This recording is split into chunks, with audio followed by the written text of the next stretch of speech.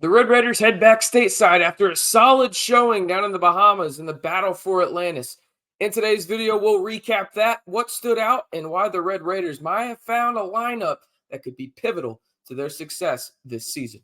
Hey, how's it going, everybody? It's RC Maxfield here for the Back to 12 podcast. If you haven't already, be sure to like the video, hit that subscribe button and notification bell for 100% free Texas Tech men's basketball content all year long. We're keeping you up to date when it comes to what's going on the hardwood, off of it in terms of recruiting, and so much more. So if you want to join the most engaging Texas Tech community here on YouTube, you know what to do. Hit that like button, subscribe, and while you're at it, you might as well hit that notification bell as well. Now, I know some of y'all watched it.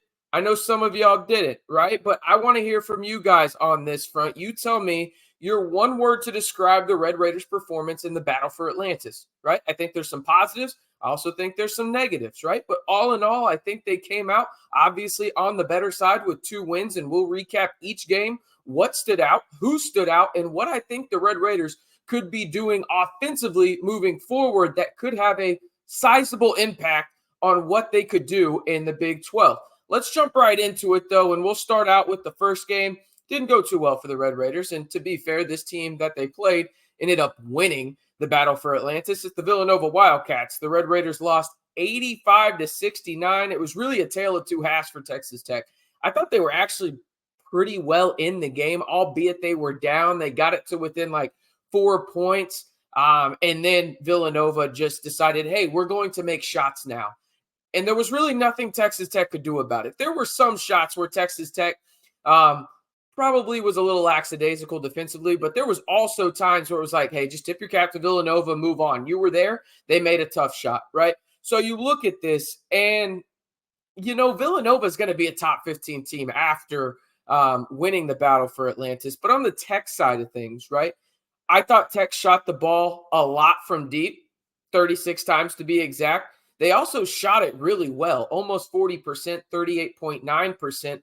The reason being they shot so many threes is they couldn't figure out how to get inside the arc against the Nova defense, right? So they were chucking up some bad threes, but also some good threes just because out of necessity. And to be fair to this Tech roster, I don't mind them shooting a lot of threes from the standpoint of I think this is one of the better shooting teams in the Big 12. You think about guys, Chance McMillan, he was the best portal ad in terms of shooting from anybody in America because, well, he was shooting the highest from 3 last year of guys that entered the portal, 44% to be exact, over at Grand Canyon. You got a guy like Pop Isaac. You've got a guy in Darion Williams that also shot high during his time at Nevada as the Mountain West Conference Freshman of the Year. You know what Kerwin Walton can do, and we'll talk about him just a little bit about how Texas Tech found something with a small ball lineup, so stay tuned for that. But the free throw percentage against Nova was down less than 60%. They continued to turn the ball over, but Pop Isaacs led the way with 16, albeit after he struggled really to start that game.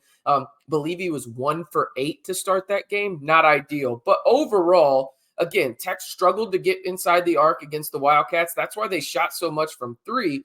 But I think there were some positives from the standpoint of, remember, Tech was shooting 20% from 3 in the first 3 games of the season before that Villanova game, and then you shot nearly 40%, right? That's not going to happen every game. I know that, but you have better shooters on your team than those first 3 games of the season indicated where you only shot 20.5%. I think you're much closer to that 35, 36 range. This is going to be one of the better shooting teams, I think, for Texas Tech if they can get spacing and if they can get into the lane. And we'll talk about that here in just a second. All right, 72-70, a win against Northern Iowa. And you've heard me say it once, you've heard me say it twice, you've probably heard me say it 1,000 times.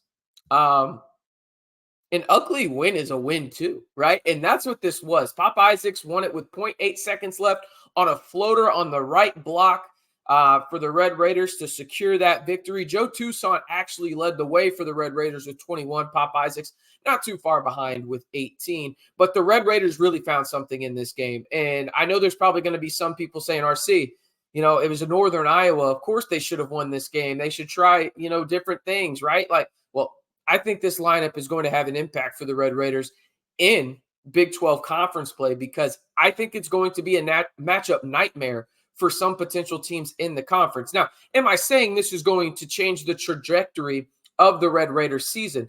I don't know, and neither do you, but I do think it's going to help it more than it is going to hinder it, right? And this was the lineup that they had after being down 15 points at one time in the second half to come back and win this game against the Panthers of Northern Iowa. They had the lineup of Toussaint, Isaacs, Walton, Darion Williams, and Devin Cambridge. I said on Twitter, and if you haven't followed me already, you can find my @ right there next to my name on your screen at RCMB323 over on Twitter. I said I wanted to see a small ball lineup. To be fair, I said I wanted to see Lamar in there instead of Kerwin, but I actually like the Kerwin addition better. And the reason being is this. You have 4 legitimate shooters from the outside, and you have a guy in Devin Cambridge that is uber athletic, a Swiss Army knife, can play inside or out. Is he the best shooter in the world?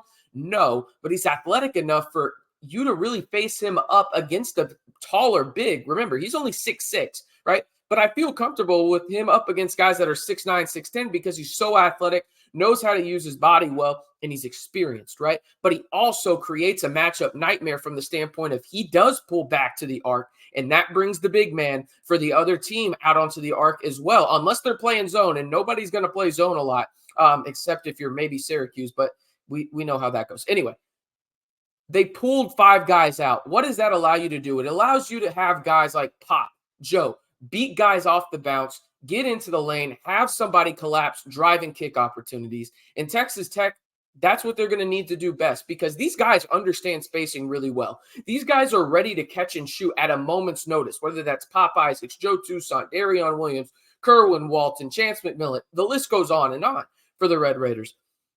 This small ball lineup has the potential to change things. And don't hear what I'm not saying because I know somebody in the comments is going to say it. RC, are you saying not to play Warren Washington? No. I'm just saying this is a valuable lineup that can throw a different look at opposing teams in conference play. And I wouldn't be surprised if you see it against Butler on Thursday this week, excuse me. Got my days confused. I thought they played on Wednesday. They actually play on Thursday. Up there at Finkel Fieldhouse, right? Like, don't be surprised if you see this. But also, don't be surprised if they just use it sparingly as well, specifically if Warren Washington is playing well. That's one thing that I was concerned with coming into the season was, what would Tech look like if Warren Washington wasn't on the floor? And with this lineup, I think they look pretty damn good, and it's one that I'm excited to see moving forward.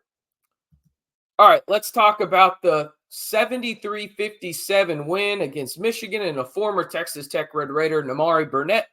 In this one, talk about a quick start. Texas Tech got out to a 26-11 lead over the Wolverines in the first half. The funny part is when you look at the stats for this game, you would think how, right? Like outside of rebounding, I mean, Tech didn't shoot well. They shot 40%.